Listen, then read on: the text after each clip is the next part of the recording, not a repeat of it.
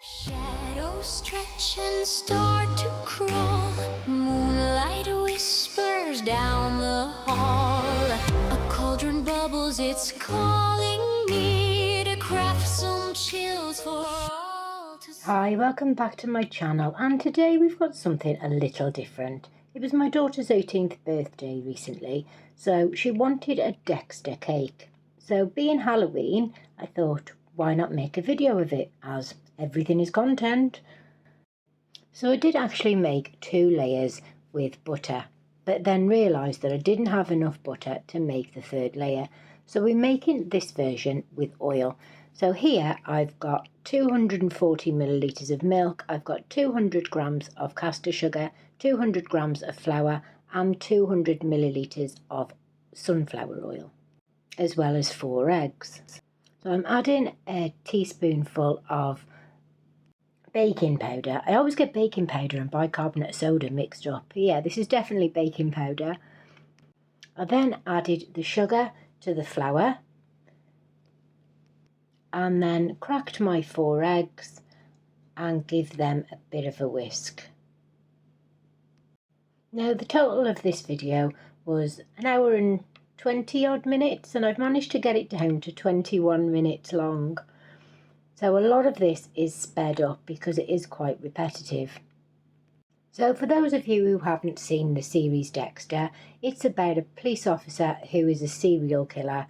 Yeah, and like I say, my daughter was 18, so it felt appropriate to give her the cake that she wanted. So after I've whisked all 4 of my eggs, I then pour it into the oil.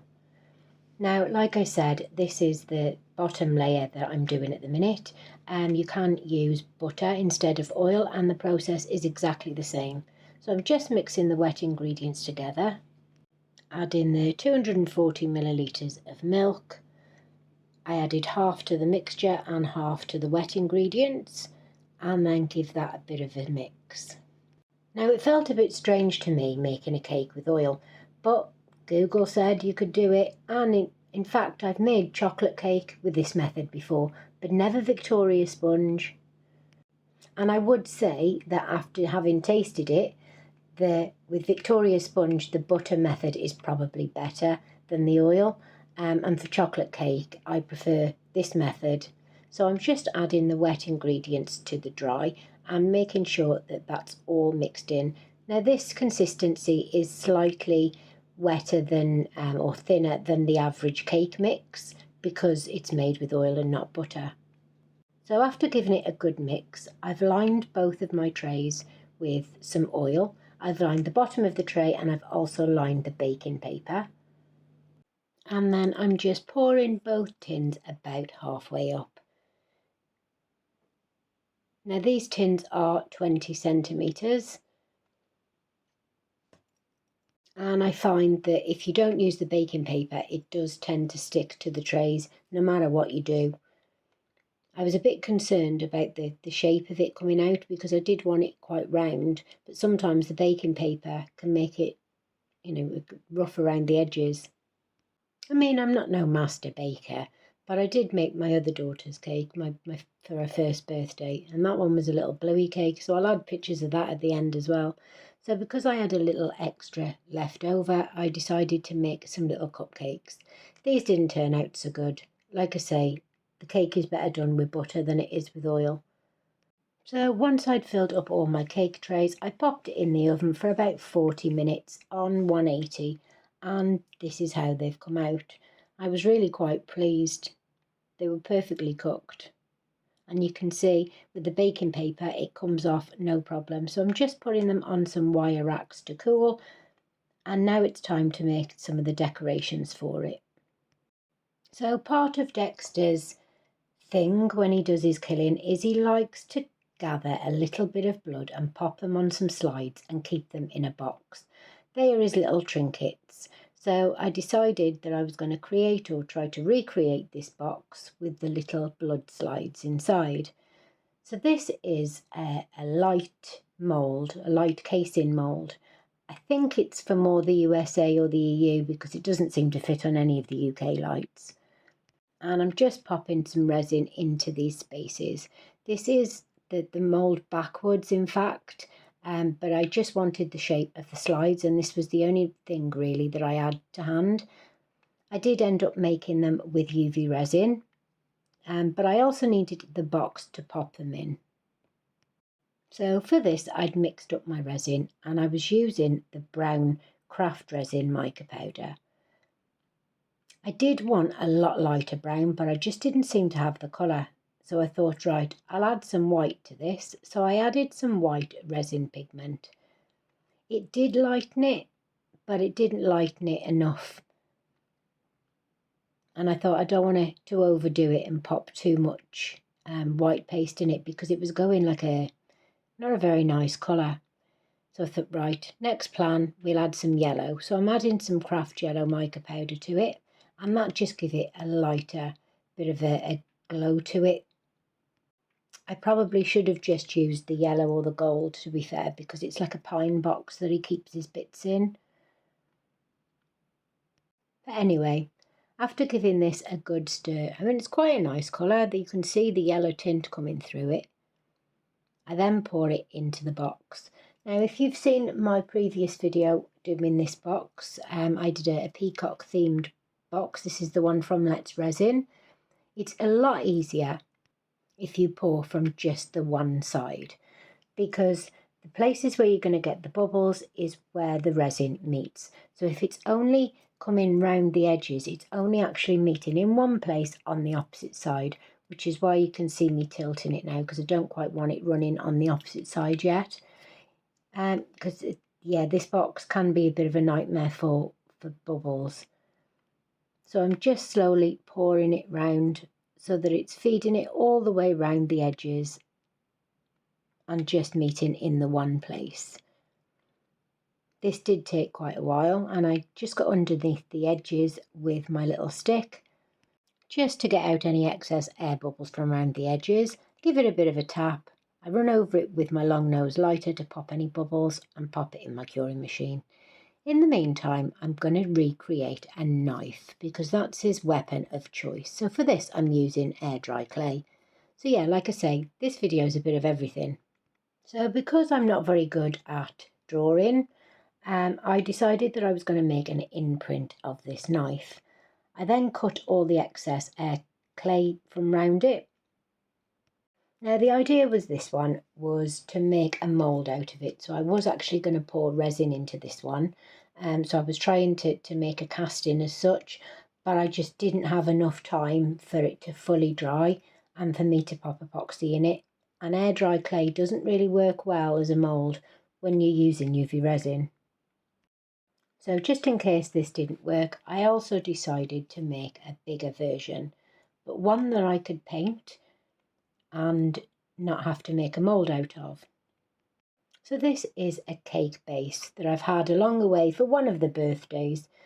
So all I've done is I've spray painted this black, and I've left it to dry for at least a week, as I didn't want any of the spray paint to transfer onto the food. So this is the piece that I'm going to pop in the oven. You can leave air dry clay to dry in the air, as it says, but I do find if you pop it on a low heat in the oven, it dries a lot quicker, and I was running out of time as usual. So I decided I needed a bigger knife than that, and I was quite pleased with my design because I actually did this freehand. So I'm just using my clay tool just to make the rough shape. And I do alter this a few times, but eventually I got there. This is one of the parts that I will speed up for you because, yeah, it did take a while.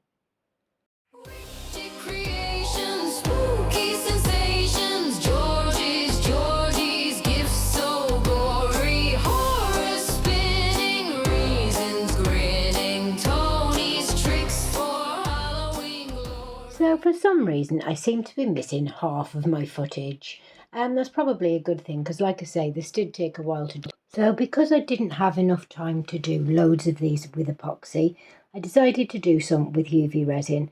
So this is the low viscosity UV resin, and I'm just popping a clear base down in these moulds. And then giving it a bit of a light with my long nose lighter, my mini long nose lighter, in order to pop any bubbles. Now with these I used a little drop of red pigment with some UV resin just to do the 18 numbers and the little blood spatters on them, and then I top coated them with another layer of UV resin. So I must have gone through at least a bottle and a half of UV resin. But I'm just doing loads of these 18s as well. The problem with this was because it was such a dark pigment, I really struggled to get these 18s to cure. So after making 5 sets of these 18s, I then stuck them onto the side of this little case, while I still continued to make some of the little slides. I'm actually gluing these 18s on with some rhinestone glue that I had handy. It's like extra strong super glue. So in the meantime, while I'm waiting for these to cure, I am painting my knife that I have popped in the oven to dry. So I'm doing the bottom black and I'm popping some silver paint, metallic paint, on the knife area. I then wanted to add some extra detail to it. So I wrote DEXTER with this red UV resin from DEXTER, and then thought there's nowhere really to pop it, but what I can do is I can write happy birthday. So whilst keeping the light on, I literally drew out all the letters that I needed singly on a piece of acetate. And while I was writing it, it was actually curing, so it was making sure that it didn't run anywhere that I didn't want it to. And I just wrote happy birthday on this acetate. Once it was fully cured, I then peeled them all off. This technique pretty much works with whatever with UV resin. I've made spider's legs from it. That's in tomorrow's video. I actually redone the Y because I wasn't quite happy with the first one that I did.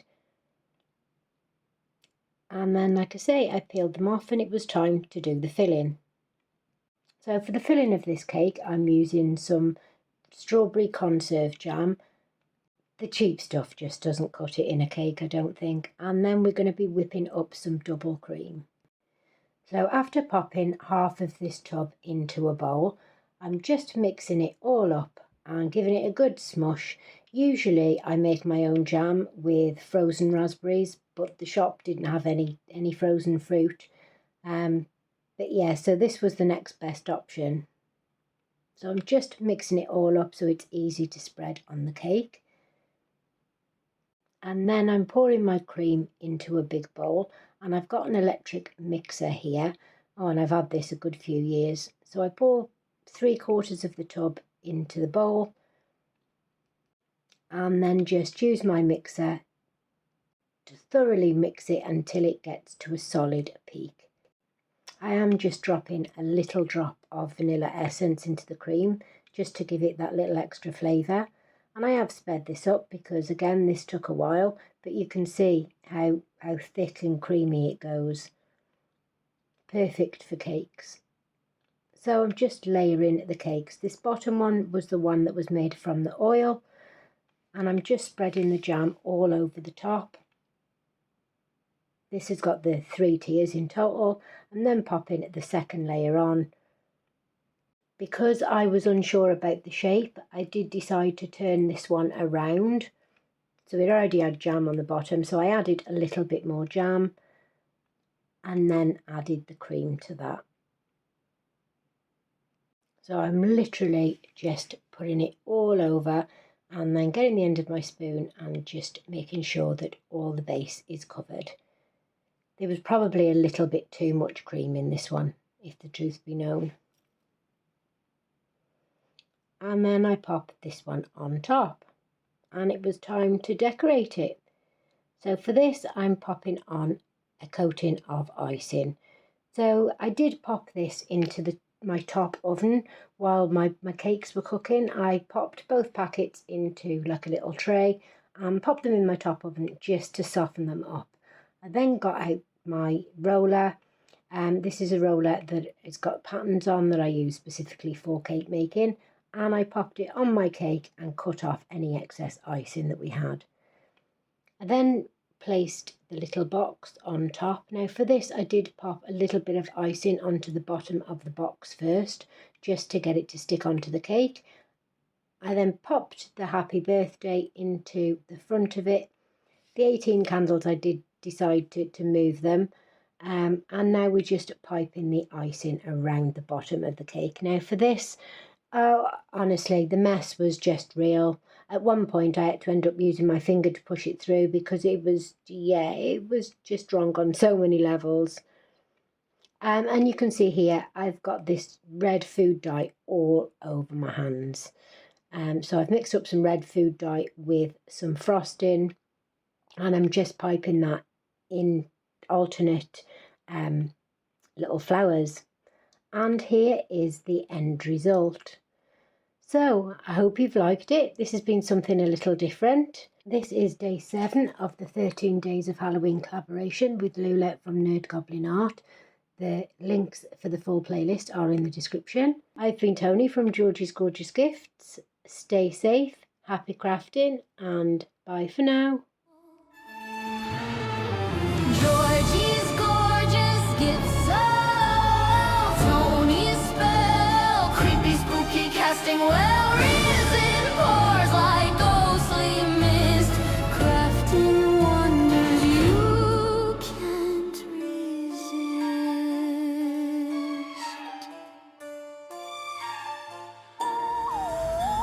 Skeletons dance.